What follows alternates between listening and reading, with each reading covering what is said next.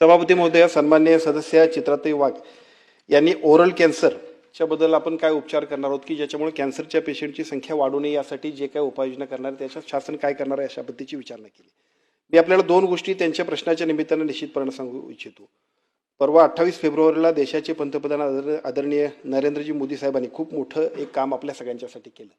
उद्याच्या 8 मार्चला आपण सुद्धा महिला दिनाच्या निमित्तानं या सगळ्या एकूण 9,84,000 आपल्या जे काही 14 ते 15 वयोगटातल्या ज्या मुली असतील त्यांच्यासाठी HPV व्हॅक्सिनेशनचं राज्य शासनाच्या वतीनं मोफत आणि महत्त्वपूर्ण अशा पद्धतीचं व्हॅक्सिनेशन करण्याचा कामाचा आपण शुभारंभ करतो। तर महाराष्ट्राचे मुख्यमंत्री दोन्ही उपमुख्यमंत्र्यांच्या उपस्थितीमध्ये हे एक अतिशय महत्त्वपूर्ण काम आपण सुरू करतोय।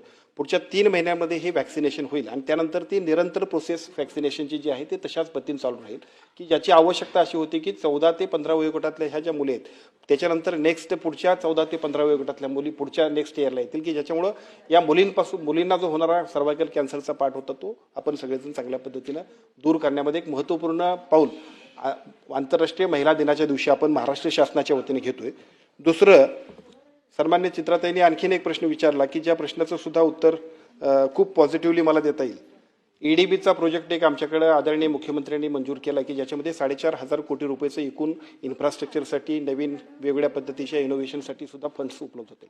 त्यातला एक पोर्शन जो आहे तो आम्ही एवढ्यासाठी ठेवला आहे की 30 वयाच्या पासून पुढच्या सगळ्या लोकांचं कॉमन स्क्रीनिंग करणं, कॅन्सरच्या दृष्टिकोनातून कॉमन स्क्रीनिंग करणं, कारण खूप महत्त्वाचं आहे स्क्रीनिंग होणं। आणि मग फंड्स नाहीत, त्याच्यानंतर आमच्याकडं एक्सपर्ट्स नाहीत आणि आमच्या सगळ्यांची इच्छाशक्ती पाहिजे ती पाहिजे, या सगळ्या गोष्टींसाठी EDBमधनं जी काय तरतूद केली बजेटमध्ये त्याला मान्यता मिळाली। त्यानंतर एक अशीच मोहीम आम्ही घेऊ आणि त्याच्या माध्यमातून 30 पासून पुढच्या वयोगटातल्या सगळ्या लोकांचं कॉमन आपण जे स्क्रीनिंग करू, त्याच्यामध्ये ओव्हरऑल असेल, ब्रेस्ट असेल, सर्वायकल असेल, सगळ्या कॅन्सरला सुद्धा आपण चांगल्या पद्धतीने थांबवण्यामध्ये खूप मोठं यशस्वी असं काम महाराष्ट्रात आपण करू।